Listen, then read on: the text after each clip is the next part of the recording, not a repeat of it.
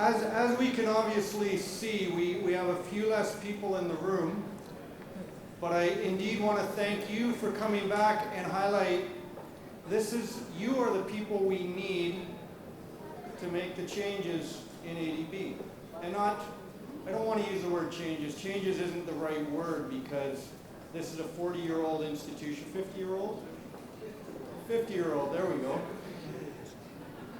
And indeed, as Dr. Lovin said, this is an evolution, but we need people who are interested in making this change, and you are demonstrating that by coming back here today, and I really appreciate that. So this is the part where I turn it over to Yongping Zhai as Chief of the Energy Sector to talk with us. How do we take some of these exciting things that we hear from Dr. Lovin, and how do we actually do this in the bank? And so he's going to lead the discussion, but indeed opportunities to talk about this and engage in questions as well. So please, Dr. Zhai. You have more mics? Thank you. Thank you, David, and thank you, Dr. Lovins, for your presentation. To start this conversation, I'll make it very interactive among directors, representatives, and also with the audience. First round of conversation, I will start with asking each of you the same question. Coming up from this presentation, what is the single most striking thing you have learned? And we can confirm with Dr. Lovins if you have understood correctly. Andy, what most impressive? I guess this is cheating a little bit because I've read your book, but I think the macroeconomic leveraging, the fact that savings at the very end and how that escalates through the system and means the kind of supply investment which is most capital intensive, how can that be much smaller? I think that the economic case for that is very compelling. So I think that's the main, one of the takeaways. I think, thank you, first of all, for a very exciting presentation. I really enjoyed it. For me, the most important thing was that we're not doing enough on energy efficiency. It is something which is lying there, a very strong economic rationale and a very strong business case, yet investments are not going at the scale as it should. Okay, for me, the most striking thing was how to go back to selling light instead of kilowatt hours and bring that into a revenue model, or corresponding regulatory regimes. Now that perhaps would solve lots of our issues. I mean, Dr. Lovins, I thought your case for renewable energy, 100% renewable energy, was very clear.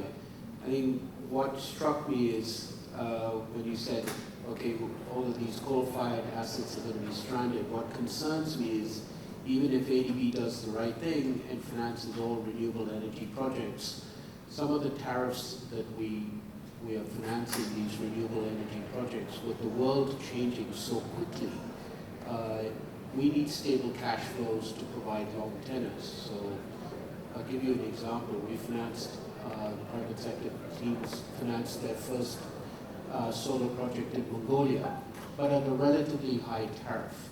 And with the world changing so quickly, my concern is not only some of these coal-fired projects getting stranded, but that's my concern is some of these renewable energy projects may also get stranded. And I don't know what to do about that. Yeah, thank you, Dr. Lovins. Excellent presentation. The thing that struck me was the pace of change. I mean, a lot of the pace of change we already understand, but the comparison with the historical examples I think was very, very useful. You also talked about some of the future potential pace of change around, for example, electric vehicles. And it'll be very interesting to see how quickly that actually does kick in. What it means for us, though, in our investments, we need to make our investments on the current costs because we do least cost analysis before we make an investment. But what you're actually implying is that we need to look 5, 10 years in the future and predict some of these cost reductions to make sure that our investments, which have a 40-year cycle, aren't left stranded for the last 20 years, and that's a very difficult thing for us to do from a planning perspective. So it's something we've really got to get our heads around. Again, thank you, Dr. Lovins, for a very, very, what should I say, awesome presentation. What it got me thinking was that you spoke about timeframes for change, which seem a little unbelievable to me. They seem too short. You were speaking of 4 to 5 years, and so that's something I'd like to really see, explore more and see what ADB can do to actually achieve those. Because I don't think that we're going so fast towards a 100% renewable future. And the energy efficiency part was also very interesting. However, this has been around for a while. Why isn't it happening at a much more accelerated pace? Any comments? And I'm having a little trouble hearing, so let me make sure I got this. So your second question was, why isn't efficiency happening faster? And in brief, there are 60 or 80 well-known market failures of buying efficiency. Getting prices right is important, but the ability to respond to price is even more important. And it's therefore vital to focus on barrier busting, the alchemy of each of those 60 or 80 market failures into a business opportunity, or stumbling blocks into stepping stones. And there's a brief map of this in an old, I guess, 1997 paper at rmi.org called Climate Making Sense and Making Money, where I've got the obstacle and the opportunity in facing columns for about 11 pages. It's a nice little guide. On 100% renewables, the wisest remark I've heard on this is from the climatologist Ken Caldera, and it's to the effect that we should not let uncertainties about the details of the end game unduly inhibit our opening moves. 100% renewables comes up in 30, 40 years. We know that we have enough technologies to handle it. We don't know exactly what mixtures and versions we're going to use, but we don't need to know that now. Let's get on with getting the renewable levels of the kinds that I showed already for some European countries, and we'll learn as we go. To some degree, we are crossing the river by feeling for stones, but that's okay. I don't see any reason why any country in Asia shouldn't be at least half renewable rather quickly.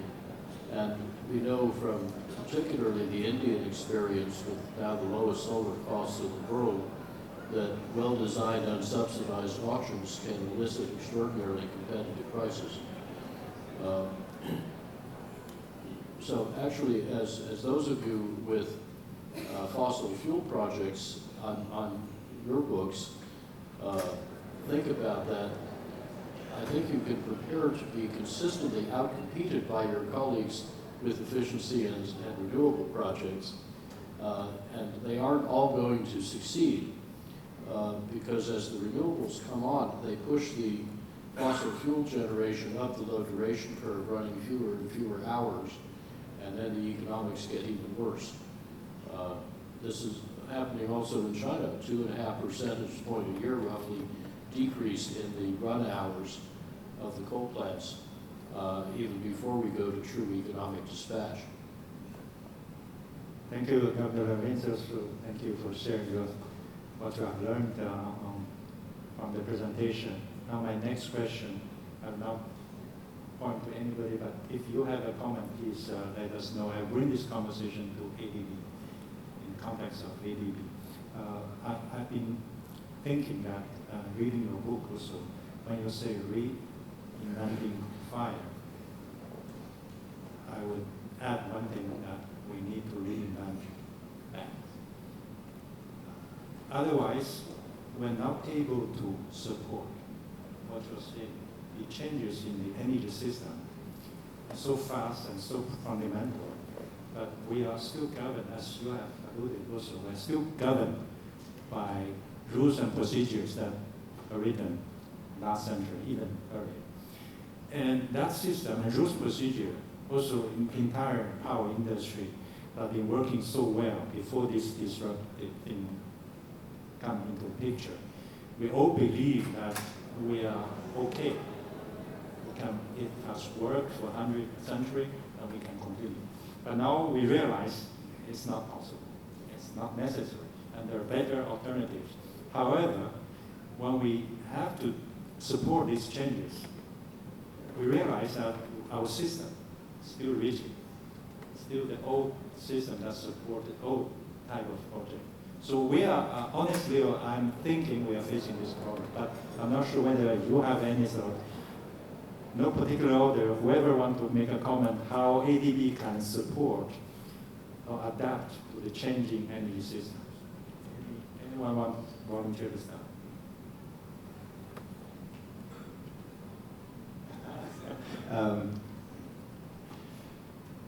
You made the comment, we don't do enough energy efficiency. I agree, and I've thought about it a lot. And one reason is, again, it's with the end user. That's everybody that we don't have contact with. We have contact with governments in our sovereign operation and with utilities. And then the private sector group has, its contact with, private company borrowers, where it's the buildings, it's the industry.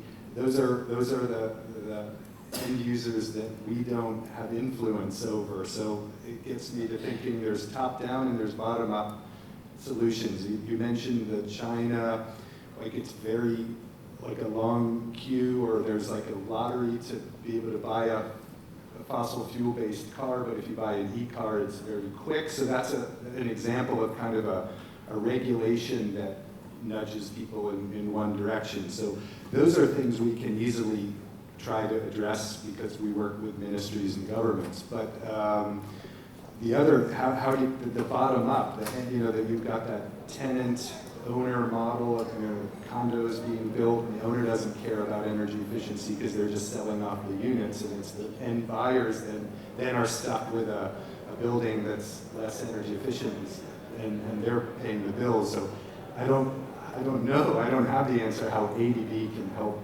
with those kind of issues. Basically, no solution, no answer. Okay, good.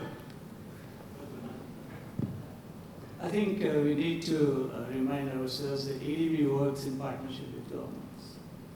How do we get them excited about these things is the first task.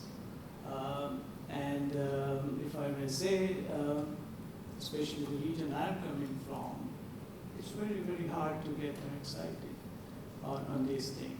And even if you look at, and I may give you some supporting information on that, it's that globally, fossil fuel is still 80% of the energy. And this has not changed for past 30 years, if I have heard IEA correctly. We are still around 30%. Now, electricity, we have options for generating through renewable. But there are industries, if I talk about steel or cement, there's really no option. How do we reduce their emissions? Or how do we switch them outside of fossil fuel? So this is one dilemma we all face. And if I give his quotation, he said that we all focus on the EV. If all global vehicles turn into EV, their emission would still be less than the steel and cement industry combined. So that's where our situation is, that we can't ignore those emitters, which there is a really renewable is not a solution. So that is one point we have. Now, fossil fuel country, and when we talk about their developing new plants, we talk about energy efficiency. If the existing energy efficiencies are lousy and 33%, and the new plants are 66%, it becomes a very hard argument with them to debate on, considering there is no renewable in the country right now. So these are some of the facts which are there. And I also believe renewable, we should do everything possible to reduce barriers or eliminate barriers which can come in the way of growing renewable as much and as fast as possible. But given the fact that globally investments are, is stabilized on renewable, renewable is still not able to meet incremental electricity supply globally. So there is going to be pressure on fossil fuel consumption. So these are the things which come in our way when we talk to these governments. Just to add to the discussion, to be very focused on what really stops us doing some of these things. Now, you said within 3 to 5 years' time, things change. The cycle can be as short as about 5 years. When it comes to our project cycles, roughly about we have to take about 1.5 years minimum to deliver a project from the time that the government requests us to deliver. During that period, the technology change may be enormous. So which means, frankly, our own systems also will have to change at the same rate as the technology changes. I'll give you one example. When I was on the other side of the game, back in my own country, there was an ADB project where they were going to support, purchasing computers to the universities, technical universities. It took 2.5 years to deliver the procurement package. By the time they delivered it, already the specifications are outdated. In fact, even the suppliers used to come to us and say, can we deliver a better machine than what was on the specification? That was not that easy in our system. But that's the kind of change which we need to have within our own system. So that's a major barrier in terms of our own systems. Yeah, I just, obviously as an institution we can always be more nimble, but I think I just want to also pick up on what Ashok was saying in terms of governments. I've got 2 colleagues of mine from the private sector covering Indonesia, and we just financed our first wind and solar projects in Indonesia. So you would think, let's do more in renewable energy, but Indonesia is still keen on financing large coal-fired projects. Vietnam is another country that we see a lot of activity in both wind and solar, yet last month, what did they do? They signed a very large coal-fired project. So it is very challenging in this part of the world. Everyone thinks ADB, we can influence governments and everything, but there's still a lot of countries here, as Ashok rightfully says, that are still very keen on financing large coal-fired projects.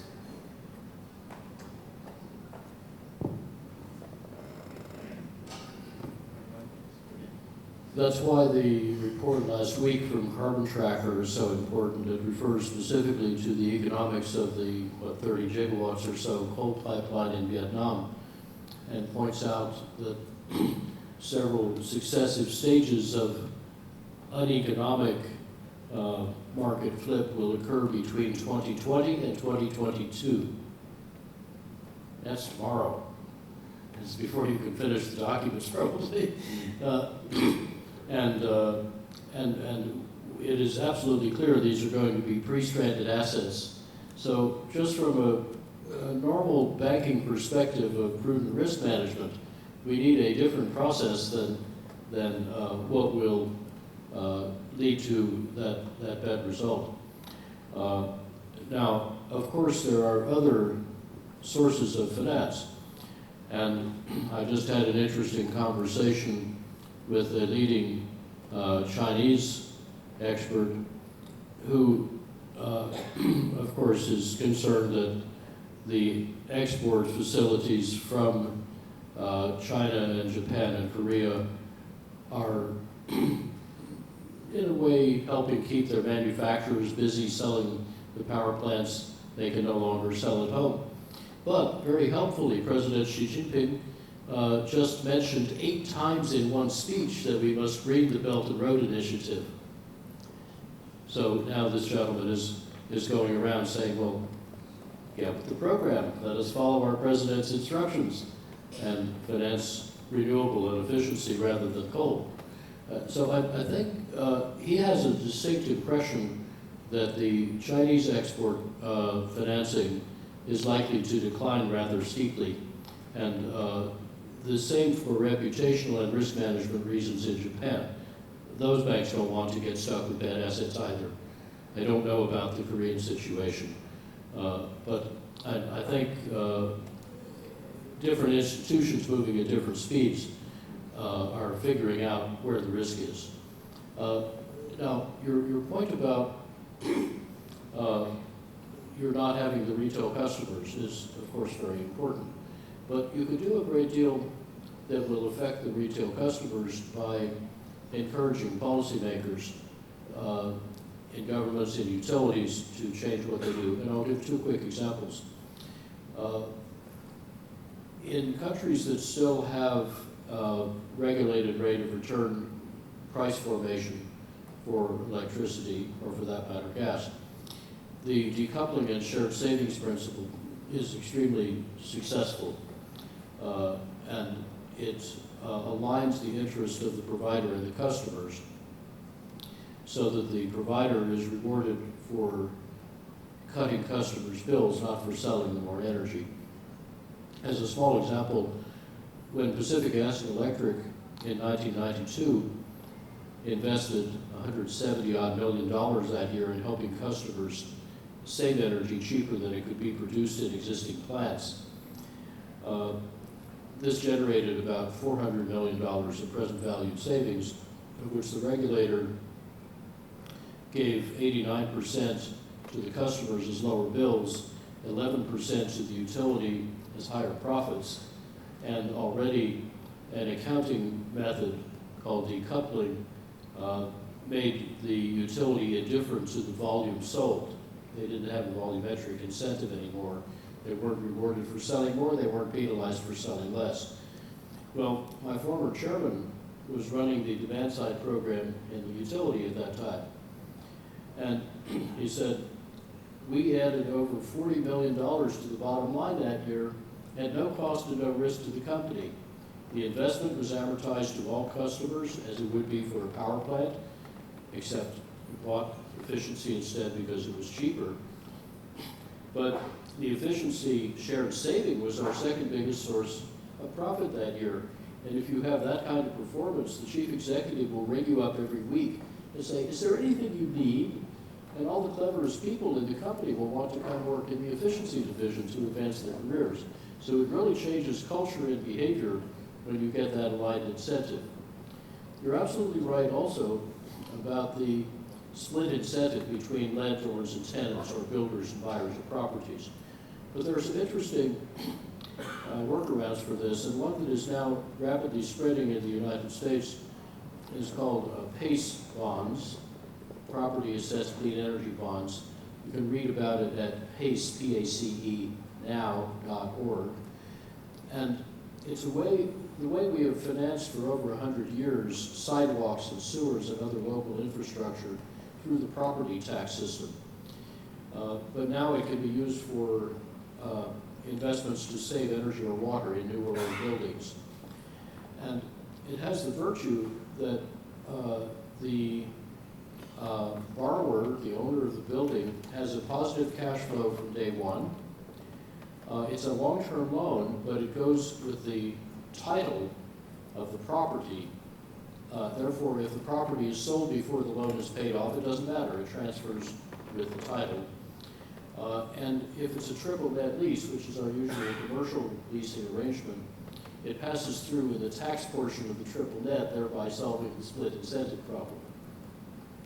So I think this is a good example of how for every obstacle there is an opportunity, and there is a certain policy toolkit we can apply. The bank, with all its expertise and goodwill, I think is in an unusually good position to help utilities, regulators, governments to solve those problems. But that means paying attention to them and not only assuming that if we get the price right, everything will happen automatically.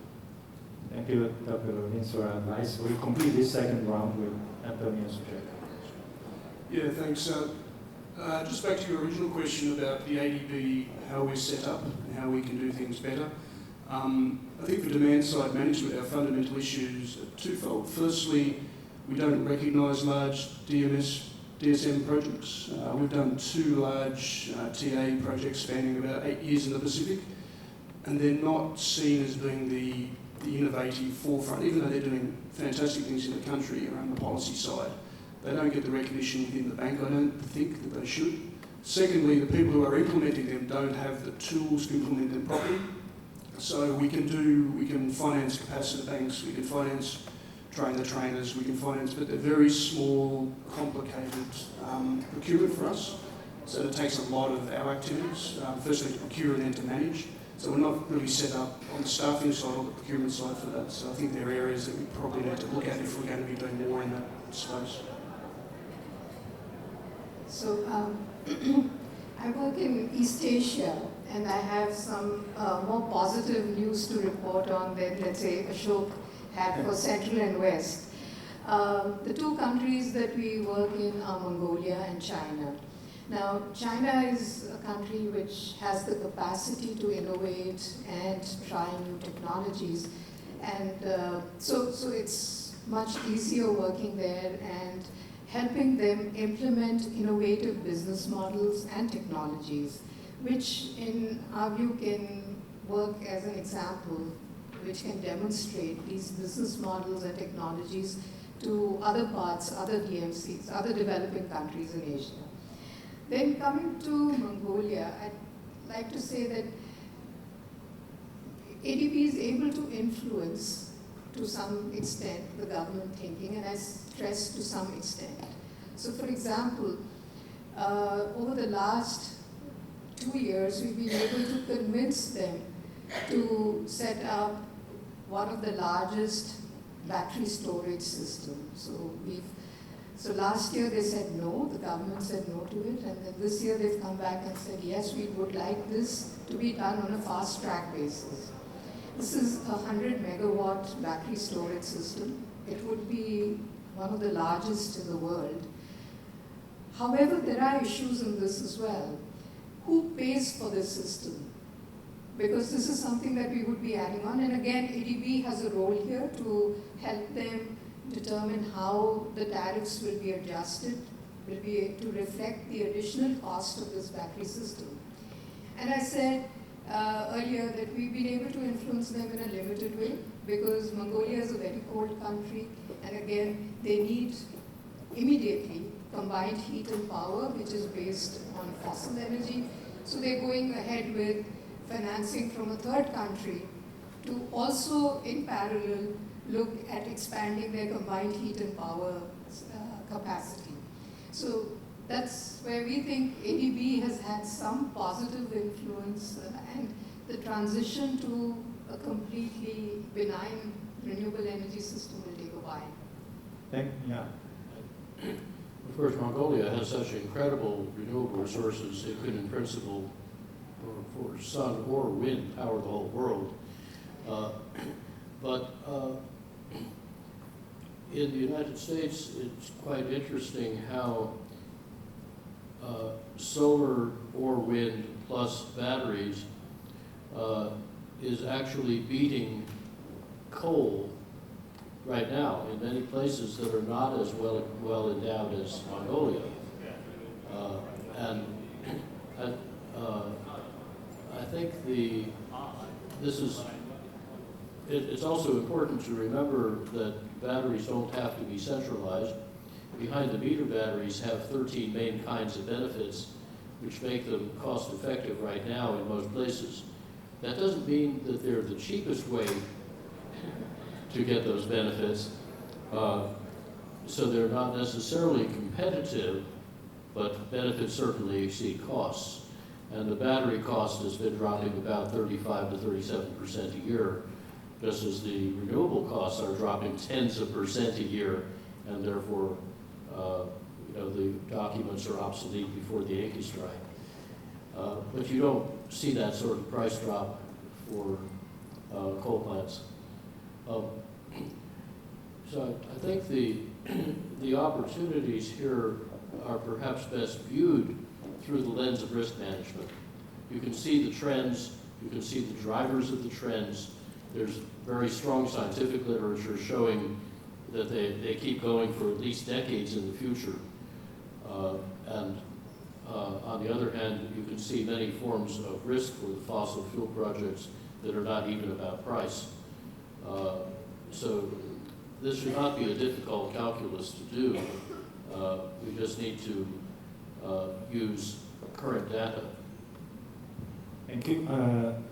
I will go for the third round of questions and totally unexpected. I'm sure this question may the background of my question is at the end of the day, whether the system is rigid, whether we depend on government, whether good news or bad news, but at the end of the day, we need people to deliver, people.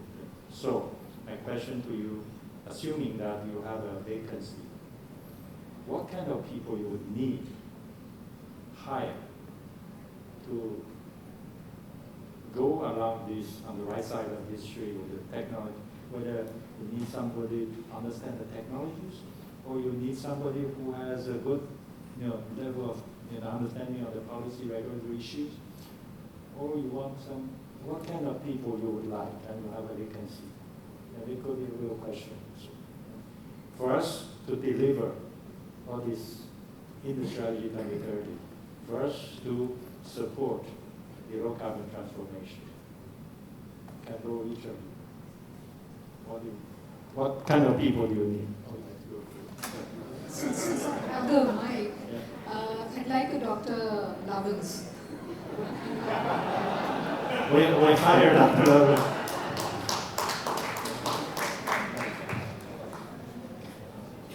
But I warn you, Dr. Lovins, it's very difficult to survive in this band. I know Steve. He's from private sector. He told me he spent 1 year here. It's very difficult. An expert is anyone that just stepped off an airplane with slides from far away, so I have a certain advantage.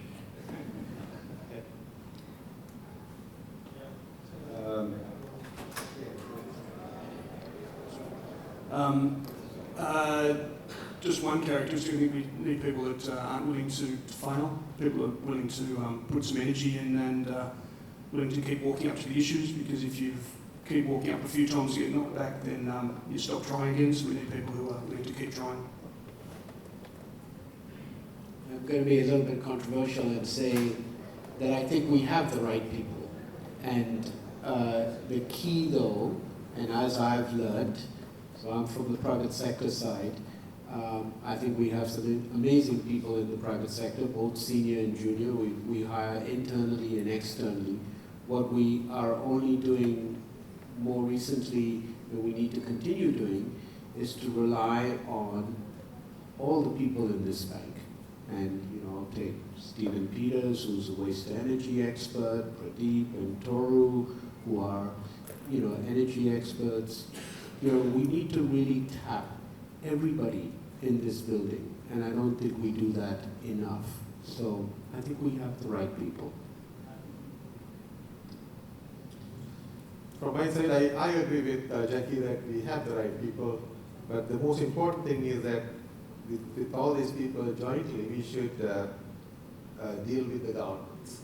That's the most difficult part, frankly, because in our part of the world, most of these big utilities are owned by the government, and they are the ones who usually resist for this change, simply citing maybe issues of stranded assets and all sorts of things. And they are the people who advise the governments also in all these countries. So dealing with these institutions is the most difficult one. So jointly, that's going to be our biggest task. I think we should walk the talk. You should see whom I have engaged in the past 15, 20 months, and you'll get an idea what I'm talking about. But I do want to say that people we do have in the bank who can take on any challenge. What matters is the leadership. You can have the best brain working in the bank, but if you don't provide them the right opportunity and support them and the ecosystem they need, then they will become useless very soon here. So that is something we really have to be mindful of. I kind of agree. I'll take Jackie's approach. The people are already here because if you get a technical expert in something, and as you pointed out, the technology is going to go beyond them pretty quickly. So I guess people that are adaptable, and we can always hire a very specific technical expert as a consultant or something, although you do need a certain level in-house as well. The regulatory aspect, someone who's very abreast of policy and regulatory to create these incentives and these barriers and how to attack them, that's one area. And I guess maybe someone from a utility that's been involved in the energy savings and seen how the resistance within and how such change happens. I think that would be an interesting addition to ADB, because that's kind of, we work with a lot of utilities. Just one comment. Actually, I'm happy for the audience. Directors basically saying we are good people.